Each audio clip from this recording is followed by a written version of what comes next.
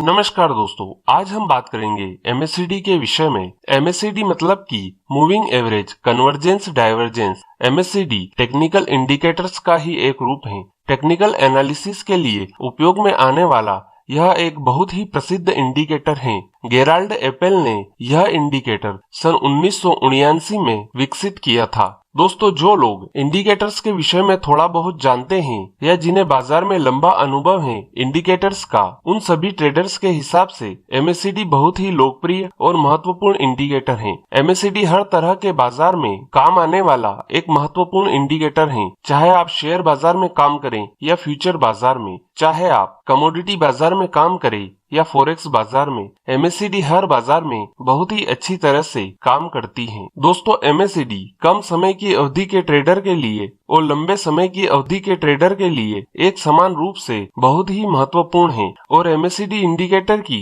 सबसे खास बात यह है कि जब आप एमएससीडी के साथ काम करते हैं तो आपका स्टॉप लॉस बहुत ही छोटा होता है, जिससे अगर आपका स्टॉप लॉस हिट भी हुआ तो भी आपका नुकसान बहुत ही छोटा होगा। एमएससीडी क्या होती है, एमएससीडी कैसे काम करती है और हम एमएससीडी की मदद से कैसे बाजार में खरीदी और बिकवाली कर सकते हैं। तो दोस्तों, सबसे पहले हम समझते हैं कि एमएससीडी क्या होती है। एमएससीडी मतलब कि मूविंग एवरेज कन्वर्जेंस डाइवर्जेंस। दोस्तों, MSCD basically trend following indicator है, मतलब कि ये ट्रेंड के साथ चलने वाला इंडिकेटर है। और जैसा कि ये ट्रेंड फॉलोइंग इंडिकेटर है तो यह ट्रेंडिंग बाजार में बहुत ही अच्छी तरह से काम करता है। ट्रेंड फॉलोइंग इंडिकेटर जैसे कि मूविंग एवरेज और सुपर ट्रेंड, इसी प्रकार एमएससीडी भी एक तरफा ट्रेंड में बहुत ही सटीक और स्पष्ट रूप से काम करती है। जब बाजार ट्रेंडिंग होता है उस समय यह इंडिकेटर बाजार के प्रति सटीक रीडिंग देता है,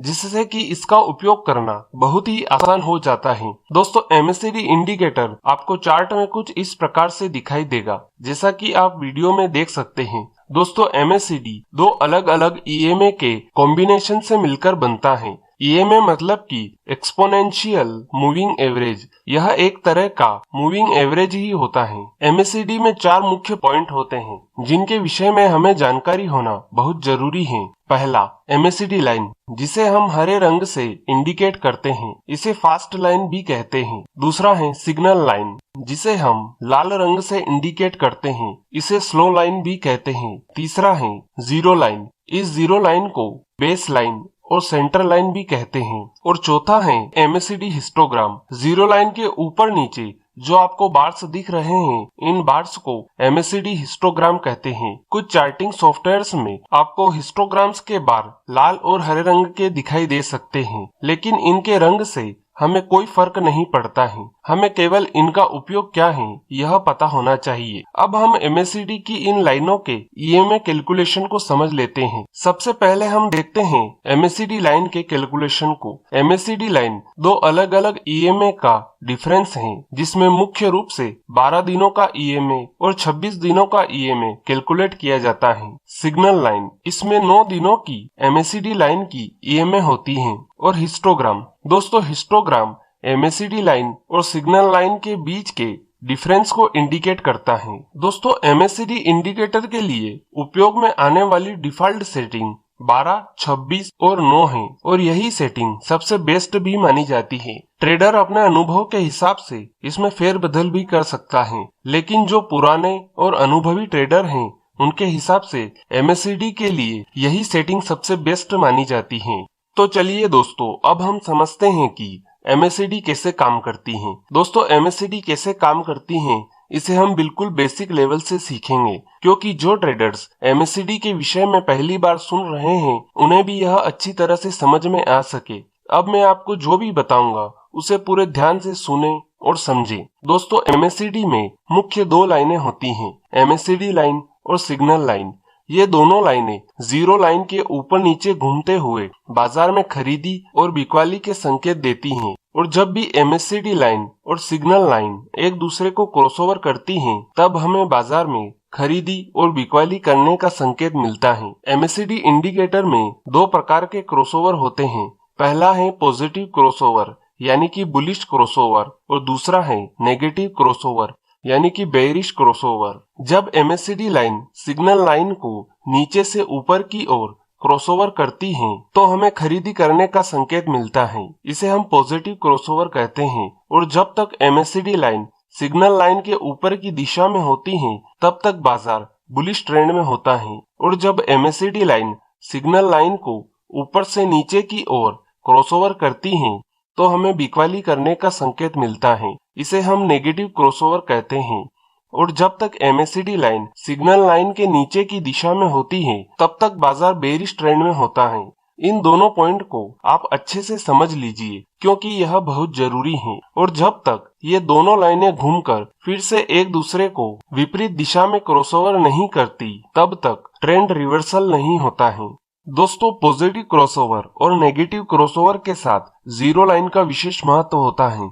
जब भी पॉजिटिव क्रॉसओवर जीरो लाइन के ऊपर हो या पॉजिटिव क्रॉसओवर जीरो लाइन के नीचे होने के बाद दोनों लाइन जीरो लाइन के ऊपर निकल जाए तो यहाँ हमें मजबूत तेजी का संकेत मिलता है। और जब भी नेगेटिव क्रॉसओवर जीरो लाइन के नीचे हो या नेगेटिव क्रॉसओवर जीरो लाइन के ऊपर होने के बाद दोनों लाइन जीरो लाइन के नीचे निकल जाए तो यहाँ हमें मजबूत मंदी का संकेत मिलता है। दोस्तों, यहाँ पर जीरो लाइन और क्रॉसओवर के विषय में एक और बात है जो आपको समझना बहुत ही महत्वपूर्ण है। इसे आप ध्यान से समझें। दोस्तों, जब भी पॉजिटिव क्रॉसओवर जीरो लाइन के नीचे होता है उस समय तेजी का ट्रेंड ज्यादा मजबूत नहीं होता है जब तक कि ये दोनों लाइन जीरो लाइन के ऊपर नहीं निकल जाती हैं। अगर दोनों लाइन जीरो लाइन के ऊपर निकल जाए तो तेजी का ट्रेंड मजबूत हो जाता है। और अगर दोनों लाइन पॉजिटिव क्रॉसओवर के बाद जीरो लाइन के ऊपर नहीं निकली तो हमें व्हिप्सों का सामना करना पड़ सकता है। इसी प्रकार अगर नेगेटिव क्रॉसओवर जीरो लाइन के ऊपर होता है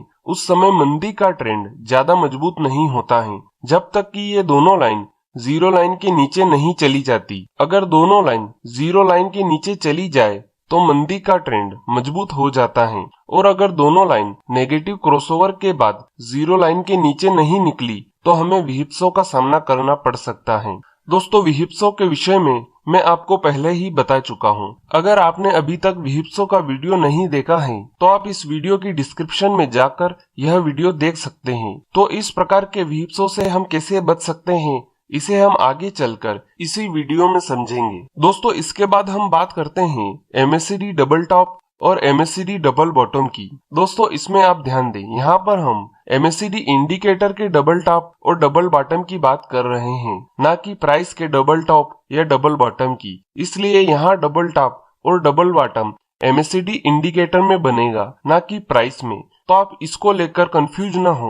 यहाँ पर हम इंडिकेटर की बात कर रहे हैं, ना कि प्राइस की। तो हम चार्ट में देखते हैं कि MACD जीरो लाइन के ऊपर जाकर डबल टॉप बनाती है तब बाजार में ट्रेंड रिवर्सल की संभावना बहुत ही मजबूत होती है। मतलब कि बाजार में मजबूत और जोरदार मंदी की संभावना है। इसी प्रकार हम चार्ट में देखते हैं कि MACD जीरो लाइन के नीचे जाकर डबल बॉटम बनाती है तब बाजार में ट्रेंड रिवर्सल की संभावना बहुत ही मजबूत होती है। मतलब कि बाजार में मजबूत और जोरदार तेजी की संभावना है। दोस्तों, अब हम बात कर लेते हैं MACD हिस्टोग्राम की। MACD के बीच में वॉल्यूम के जैसा कुछ नजर आ रहा है, इसे MACD हिस्टोग्राम कहते हैं। दोस्तों, हिस्टोग्राम ट्रेंड और मोमेंटम में पॉजिटिव डाइवर्जन और नेगेटिव डाइवर्जन को दिखाता है जो कि ट्रेंड में मजबूती और कमजोरी को दर्शाता है। यह वॉल्यूम की तरह ही काम करता है, ट्रेंड और मोमेंटम के विपरीत बदलाव को दर्शाता है। दोस्तों, वीडियो को आगे बढ़ाएं उससे पहले मैं आपको यह बता दूं कि अगर आपने अभी तक डाइवर्जन का वीडियो नहीं देखा है तो आप इस वीडियो को देख लें, क्योंकि अब हम हिस्टोग्राम डाइवर्जेंस की बात करने वाले हैं। डाइवर्जेंस के वीडियो की लिंक मैंने वीडियो की डिस्क्रिप्शन में डाल रखी है, आप वहां जाकर देख सकते हैं। पहले हम देखते हैं हिस्टोग्राम पॉजिटिव डाइवर्जन को। हम देखते हैं कि चार्ट में प्राइस नीचे जा रहा है, MACD नीचे जा रही है, लेकिन हिस्टोग्राम ऊपर जाने लगता है। इसे हिस्टोग्राम पॉजिटिव डाइवर्जेंस कहते हैं। इसके बाद बाजार में तेजी आती है। इसके विपरीत हम देखते हैं कि चार्ट में प्राइस ऊपर जा रहा है, MACD ऊपर जा रही है, लेकिन हिस्टोग्राम नीचे जाने लगता है, तो इसे हिस्टोग्राम नेगेटिव डाइवर्जेंस कहते हैं। इसके बाद बाजार में मंदी आती है। तो दोस्तों, यह तो था हिस्टोग्राम डाइवर्जेंस। अब हम देखते हैं MACD डाइवर्जेंस को। दोस्तों MACD डाइवर्जेंस भी दो प्रकार का होता है, पॉजिटिव डाइवर्जेंस मतलब कि बुलिश डाइवर्जेंस और नेगेटिव डाइवर्जेंस यानी कि बेरिश डाइवर्जेंस। पहले हम देखते हैं पॉजिटिव डाइवर्जेंस को। हम चार्ट में देखते हैं कि प्राइस नीचे जा रहा है और MACD नीचे जाते जाते ऊपर की दिशा में जाने लगती है, मतलब कि MACD इंडिकेटर में पॉजिटिव डाइवर्जेंस हो रहा है। उस समय अगर चार्ट में कोई बुलिश कैंडल स्टिक पैटर्न बने तो इसका मतलब है कि बाजार में अब तेजी की संभावना है। अब हम देखते हैं नेगेटिव डाइवर्जेंस को। हम चार्ट में देखते हैं कि प्राइस ऊपर जा रहा है और MACD ऊपर जाते जाते नीचे की ओर जाने लगे, मतलब कि MACD इंडिकेटर में नेगेटिव डाइवर्जेंस हो रहा है। उस समय अगर चार्ट में कोई बेयरिश कैंडल स्टिक पैटर्न बने तो इसका मतलब है कि बाजार में मंदी की संभावना है। दोस्तों अगर आप मेरे चैनल पर नए हैं और आप कैंडल स्टिक पैटर्न के विषय में नहीं जानते हैं तो मैं आपको बता दूं कि सभी बुलिश और बेयरिश कैंडल स्टिक पैटर्न के विषय में मैं पहले ही बता चुका हूँ। मैंने इसकी पूरी प्लेलिस्ट वीडियो की डिस्क्रिप्शन में डाल रखी है। आप वीडियो की डिस्क्रिप्शन में जाकर पूरी प्लेलिस्ट देख सकते हैं। तो दोस्तों यह थे MACD इंडिकेटर के दो मुख्य काम करने के तरीके, क्रॉसओवर और डाइवर्जेंस। और अगर आप MACD में विहिप्सों की संभावना से बचना चाहते हैं तो आप कुछ नियमों के हिसाब से ही ट्रेड करें। पहला नियम कि जो पॉजिटिव क्रॉसओवर जीरो लाइन के ऊपर हो उसमें खरीदी करें और जो नेगेटिव क्रॉसओवर जीरो लाइन के नीचे हो उसमें ही बिकवाली करे। अगर कोई पॉजिटिव क्रॉसओवर जीरो लाइन के नीचे हो रहा है या कोई नेगेटिव क्रॉसओवर जीरो लाइन के ऊपर हो रहा है तो आप उसे छोड़ दीजिए। हो सकता है कभी कभार आपके हाथ से अच्छे ट्रेड छूट जाएंगे, लेकिन आप विहिप्सों की संभावना से बच जाएंगे। दूसरा नियम, अगर आप फिर भी इन ट्रेड को लेना चाहते हैं तो कुछ बातों का ध्यान रखें। जब पॉजिटिव क्रॉसओवर जीरो लाइन के नीचे हो उसके बाद MACD लाइन और सिग्नल लाइन जब जीरो लाइन के ऊपर आ जाए तो आपको खरीदी करना है। इसी प्रकार जब नेगेटिव क्रॉसओवर जीरो लाइन के ऊपर हो उसके बाद MACD लाइन और सिग्नल लाइन जब जीरो लाइन के नीचे आ जाए तो आपको बिकवाली करना है। तो दोस्तों अब आपको समझ में आ ही गया होगा कि MACD कैसे काम करती है। दोस्तों MACD का उपयोग करने से पहले हमें यह पता होना चाहिए कि हमें कौन सा टाइम फ्रेम इस्तेमाल करना है। दोस्तों अगर आप केवल इंट्राडे ट्रेडिंग करते हैं तो आप 5 मिनट और 10 मिनट की टाइम फ्रेम का उपयोग कीजिए, और अगर आप 2 या 4 दिन तक अपनी पोजीशन को होल्ड कर सकते हैं तो आप 15 मिनट, 30 मिनट और 1 घंटे की टाइम फ्रेम का उपयोग कीजिए। और अगर आप इससे ज्यादा लंबे समय के ट्रेडर हैं तो आप डेली चार्ट टाइम फ्रेम के साथ MACD का उपयोग कीजिए। दोस्तों MACD के साथ टाइम फ्रेम जितना बड़ा होगा आपकी एक्यूरेसी उतनी ही अच्छी होगी। MACD का सबसे बड़ा फायदा यह है कि इसके साथ ट्रेडिंग करते समय आपका स्टॉप लॉस बहुत ही छोटा होता है। अब हम समझते हैं कि MACD की मदद से हम खरीदी और बिकवाली कैसे कर सकते हैं। पहले हम समझते हैं क्रॉसओवर वाला तरीका कि क्रॉसओवर के साथ खरीदी कैसे कर सकते हैं। दोस्तों चार्ट में हम देखते हैं कि MACD में जीरो लाइन के ऊपर पॉजिटिव क्रॉसओवर हो रहा है। अब हमें इसमें खरीदी करने के लिए यह देखना है कि जिस कैंडल में MACD का पॉजिटिव क्रॉसओवर हो रहा है उसके बाद वाली कैंडल में हमें खरीदी करना है। इसके बाद हमें इसमें स्टॉप लॉस लगाने के लिए यह देखना है कि जिस कैंडल में पॉजिटिव क्रॉसओवर हो रहा है उस कैंडल की तुलना में पिछली जिस भी कैंडल का लो लोअर है उसके लो के नीचे का स्टॉप लॉस लगाना है। इसी बीच आपको ट्रेड लेने से पहले एक और चीज का ध्यान रखना बहुत जरूरी है कि आपके खरीदी करने के पॉइंट से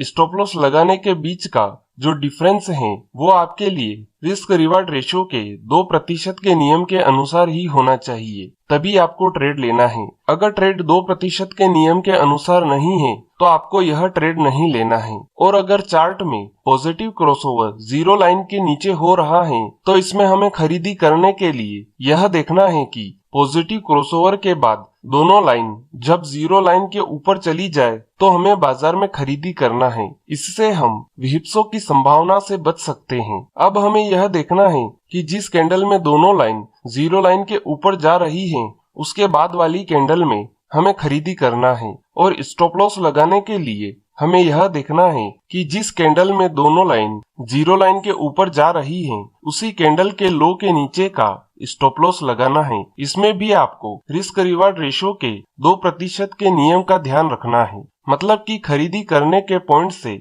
स्टॉप लॉस लगाने के बीच का डिफरेंस रिस्क रिवार्ड रेशो के 2% के नियम के अनुसार होना चाहिए और ट्रेड लेने के बाद आपको ट्रेलिंग स्टॉप लॉस का उपयोग करना है। अब इसमें आखिरी पॉइंट यह है कि हमें प्रॉफिट बुक कहां पर करना है। दोस्तों, प्रॉफिट बुक करने के लिए आपको यह देखना है कि जब तक MACD में कोई नेगेटिव क्रॉसओवर नहीं होता तब तक आपको प्रॉफिट बुक नहीं करना है। जब नेगेटिव क्रॉसओवर हो जाए तो आपको तुरंत प्रॉफिट बुक करना है और अगर कभी आपका ट्रेलिंग स्टॉप लॉस हिट हो जाए तो भी आप उसे प्रॉफिट बुक ही समझे। ट्रेलिंग स्टॉप लॉस हिट होने के बाद आप कोई नया ट्रेड न ले, यह बात आप हमेशा ध्यान रखें। तो दोस्तों, इस प्रकार से हम MACD के पॉजिटिव क्रॉसओवर के साथ खरीदी कर सकते हैं। दोस्तों, अब हम समझते हैं कि MACD में नेगेटिव क्रॉसओवर के साथ हम बिकवाली कैसे कर सकते हैं। दोस्तों, चार्ट में हम देखते हैं कि MACD में जीरो लाइन के नीचे नेगेटिव क्रॉसओवर हो रहा है। अब हमें इसमें बिकवाली करने के लिए यह देखना है कि जिस कैंडल में MACD का नेगेटिव क्रॉसओवर हो रहा है उसके बाद वाली कैंडल में हमें बिकवाली करना है। इसके बाद हमें इसमें स्टॉप लॉस लगाने के लिए यह देखना है कि जिस कैंडल में नेगेटिव क्रॉसओवर हो रहा है उस कैंडल की तुलना में पिछली जिस भी कैंडल का हाई हायर है उसके हाई के ऊपर का स्टॉप लॉस लगाना है। इसी बीच आपको ट्रेड लेने से पहले एक और चीज का ध्यान रखना बहुत जरूरी है कि आपके बिकवाली करने के पॉइंट से स्टॉप लॉस लगाने के बीच का जो डिफरेंस है वो आपके लिए रिस्क रिवार्ड रेशो के 2% के नियम के अनुसार ही होना चाहिए, तभी आपको ट्रेड लेना है। अगर ट्रेड 2% के नियम के अनुसार नहीं है तो आपको यह ट्रेड नहीं लेना है। और अगर चार्ट में नेगेटिव क्रॉसओवर जीरो लाइन के ऊपर हो रहा है तो हमें इसमें बिकवाली करने के लिए यह देखना है कि नेगेटिव क्रॉसओवर के बाद दोनों लाइन जब जीरो लाइन के नीचे चली जाए तो हमें बाजार में बिकवाली करना है। इससे हम विहिप्सों की संभावना से बच सकते हैं। अब हमें यह देखना है कि जिस कैंडल में दोनों लाइन जीरो लाइन के नीचे जा रही हैं, उसके बाद वाली कैंडल में हमें बिकवाली करना है। और स्टॉप लॉस लगाने के लिए हमें यह देखना है कि जिस कैंडल में दोनों लाइन जीरो लाइन के नीचे जा रही हैं, उसी कैंडल के हाई के ऊपर का स्टॉप लॉस लगाना है। इसमें भी आपको रिस्क रिवार्ड रेशो के 2% के नियम का ध्यान रखना है। मतलब कि बिकवाली करने के पॉइंट से स्टॉप लॉस लगाने के बीच का डिफरेंस रिस्क रिवार्ड रेशो के 2% के नियम के अनुसार होना चाहिए और ट्रेड लेने के बाद आपको ट्रेलिंग स्टॉप लॉस का उपयोग करना है। अब इसमें आखिरी पॉइंट यह है कि हमें प्रॉफिट बुक कहां पर करना है। दोस्तों, प्रॉफिट बुक करने के लिए आपको यह देखना है कि जब तक MACD में कोई पॉजिटिव क्रॉसओवर नहीं होता तब तक आपको प्रॉफिट बुक नहीं करना है। जब कोई पॉजिटिव क्रॉसओवर हो जाए तो आपको तुरंत प्रॉफिट बुक करना है और अगर कभी आपका ट्रेलिंग स्टॉप लॉस हिट हो जाए तो भी आप उसे प्रॉफिट बुक ही समझे। ट्रेलिंग स्टॉप लॉस हिट होने के बाद आप कोई नया ट्रेड न ले, यह बात आप हमेशा ध्यान रखें। तो दोस्तों, इस प्रकार से हम MACD में नेगेटिव क्रॉसओवर के साथ बिकवाली कर सकते हैं। तो दोस्तों, यह थे MACD क्रॉसओवर के साथ खरीदी और बिकवाली करने के दोनों तरीके। अब हम समझते हैं कि MACD में डाइवर्जेंस के साथ हम खरीदी और बिकवाली कैसे कर सकते हैं। पहले हम समझते हैं पॉजिटिव डाइवर्जेंस को। दोस्तों, चार्ट में हम देखते हैं कि MACD में पॉजिटिव डाइवर्जेंस हो रहा है, मतलब कि बुलिश डाइवर्जेंस। अब हमें इसमें खरीदी करने के लिए यह देखना है कि पॉजिटिव डाइवर्जेंस के साथ जब कोई बुलिश कैंडल स्टिक पैटर्न बन जाए तो उसके बाद वाली कैंडल में हमें तुरंत खरीदी करना है। डाइवर्जेंस के केस में हमें कैंडल स्टिक पैटर्न की कंफर्मेशन लेने की कोई जरूरत नहीं है, क्योंकि यहाँ पर पॉजिटिव डाइवर्जेंस ही हमारे लिए खरीदी की कंफर्मेशन है। इसलिए बुलिश कैंडल स्टिक पैटर्न बनने के बाद आप तुरंत खरीदी करें। इसके बाद stop loss, risk reward ratio और प्रॉफिट बुकिंग आपको पॉजिटिव क्रॉसओवर के हिसाब से ही करना है। तो इस प्रकार से हम पॉजिटिव डाइवर्जेंस के साथ खरीदी कर सकते हैं। अब हम समझते हैं नेगेटिव डाइवर्जेंस को। दोस्तों, चार्ट में हम देखते हैं कि MACD में नेगेटिव डाइवर्जेंस हो रहा है, मतलब कि बेयरिश डाइवर्जेंस। अब हमें इसमें बिकवाली करने के लिए यह देखना है कि नेगेटिव डाइवर्जेंस के साथ जब कोई बेरिश कैंडल स्टिक पैटर्न बन जाए तो उसके बाद वाली कैंडल में हमें तुरंत बिकवाली करना है। डाइवर्जेंस के केस में हमें कैंडल स्टिक पैटर्न की कंफर्मेशन लेने की कोई जरूरत नहीं है, क्योंकि यहाँ पर नेगेटिव डाइवर्जेंस ही हमारे लिए बिकवाली करने की कंफर्मेशन है। इसलिए बेरिश कैंडल स्टिक पैटर्न बनने के तुरंत बाद आप बिकवाली करें। इसके बाद stop loss, risk reward ratio और प्रॉफिट बुकिंग आपको नेगेटिव क्रॉसओवर के हिसाब से ही करना है। तो दोस्तों, इस प्रकार से हम नेगेटिव डाइवर्जेंस के साथ बिकवाली कर सकते हैं। दोस्तों, अब हम आखिर में समझ लेते हैं हिस्टोग्राम डाइवर्जेंस को। पहले हम देखते हैं हिस्टोग्राम पॉजिटिव डाइवर्जेंस को। दोस्तों, चार्ट में हम देखते हैं कि एमएससीडी में हिस्टोग्राम का पॉजिटिव डाइवर्जेंस हो रहा है। अब हमें इसमें खरीदारी करने के लिए यह देखना है कि हिस्टोग्राम में पॉजिटिव डाइवर्जेंस के बाद जैसे ही एमएससीडी में पॉजिटिव क्रॉसओवर हो, उसके बाद आपको तुरंत खरीदारी करना है। और इससे कोई फर्क नहीं पड़ता कि क्रॉसओवर जीरो लाइन के ऊपर हो या नीचे, क्योंकि यहाँ हम हिस्टोग्राम डाइवर्जेंस के साथ ट्रेड कर रहे हैं। इसलिए आप हिस्टोग्राम डाइवर्जेंस के बाद तुरंत खरीदी कर लीजिए। इसके बाद stop loss, risk reward ratio और प्रॉफिट बुकिंग आपको एमएससीडी के पॉजिटिव क्रॉसओवर के हिसाब से ही करना है। तो इस प्रकार से हम हिस्टोग्राम पॉजिटिव डाइवर्जेंस के साथ खरीदी कर सकते हैं। अब हम समझते हैं हिस्टोग्राम नेगेटिव डाइवर्जेंस को। दोस्तों, चार्ट में हम देखते हैं कि एमएससीडी में हिस्टोग्राम का नेगेटिव डाइवर्जेंस हो रहा है। अब हमें इसमें बिकवाली करने के लिए यह देखना है कि हिस्टोग्राम में नेगेटिव डाइवर्जेंस के बाद जैसे ही एमएससीडी में नेगेटिव क्रॉसओवर हो, उसके बाद आपको तुरंत बिकवाली करना है। और इससे कोई फर्क नहीं पड़ता कि क्रॉसओवर जीरो लाइन के नीचे हो या ऊपर, क्योंकि हम यहाँ हिस्टोग्राम डाइवर्जेंस के साथ ट्रेड कर रहे हैं। इसलिए आप हिस्टोग्राम डाइवर्जेंस के तुरंत बाद बिकवाली कर लीजिए। इसके बाद stop loss, risk reward ratio और प्रॉफिट बुकिंग आपको एमएससीडी के नेगेटिव क्रॉसओवर के हिसाब से ही करना है। तो इस प्रकार से हम हिस्टोग्राम के साथ बिकवाली कर सकते हैं।